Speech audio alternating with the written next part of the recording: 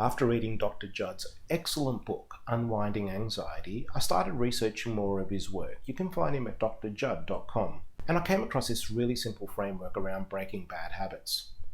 It explains how our brains learn in a simple 3-step process called reward-based learning, a process that's easily illustrated with food. So, number 1, we see food that looks good and our brains say, calories, survival. Number 2, we eat the food, it tastes great.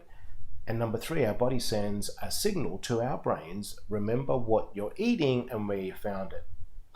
We lay down what's called a context-dependent memory, and we learn to repeat the process next time.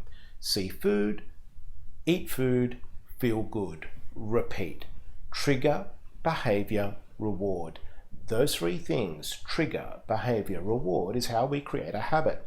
After a while, our brains connect any time you feel bad, just eat something good and you'll feel better.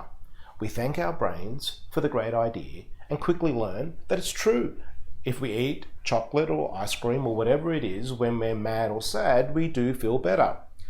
In the modern world, however, we feel bad for lots of different reasons. Conflict at work, stuck in traffic, just broke up with a significant other, mad at something that you saw on the news.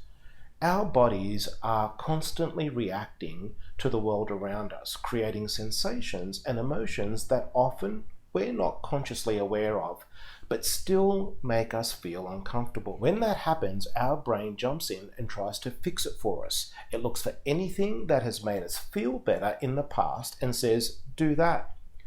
Food is the easiest example, but in the modern world, there are lots of feel-good experiences right at our fingertips, like checking social media, online shopping, watching cute kitten videos on YouTube, you name it.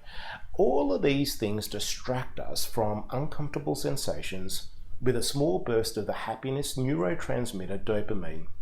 We feel better, briefly, and our brains adds another context-dependent memory to the pile, making it more likely that we'll fall into the same habit pattern the next time we feel anxious or uncomfortable. Dr. Jud has outlined a way out of this brain pattern. Step 1. What do I get from this? The first step is easy, and you can do it right now. Think of a habit you want to break. You want to stop smoking, overeating, you want to stop worrying, social media, texting while driving, whatever it is, bring it to mind. Really imagine the habit. Now ask yourself, what do I get from this? You might find that the first thoughts will come from your conscious mind, telling you things like, it calms me down, or it feels good, or I want to know what my friends are up to. But look deeper into your body, not your thoughts, when you think about the habit. What does it feel like? What sensations are you experiencing in your body? What urges or emotions are there? Getting clear on what the actual rewards are allows you to start to unwind the trigger behavior reward cycle and actually change a part of your brain that keeps track how rewarding an activity actually is. Dr. Jud recalls a smoking cessation patient saying when they were recognizing what it felt like that the taste of cigarette was awful. Try RAIN. The second step in habit formation is easy to remember with the acronym RAIN. See our blog post on RAIN.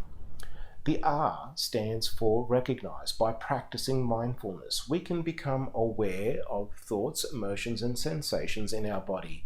The trigger for your habit might be something external or something internal, like a feeling. A stands for acceptance.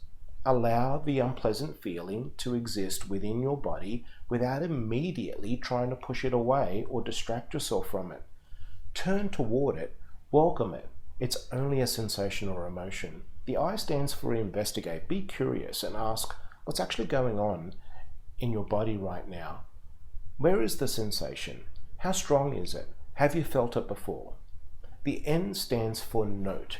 Describe the sensation in terms you'll remember. Is it restlessness, tightness, mouth-watering? Learn to recognize these and classify them. Your body is always sending you signals, so knowing your body's language will help put put you in the driver's seat. And step 3 of the process is to take action.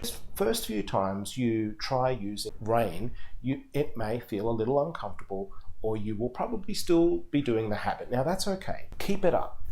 Keep going. You'll start to recognize that your body sensations and emotions that precede the habit loop, and you'll understand the reward or lack of one. And after a while, you'll learn to write it out.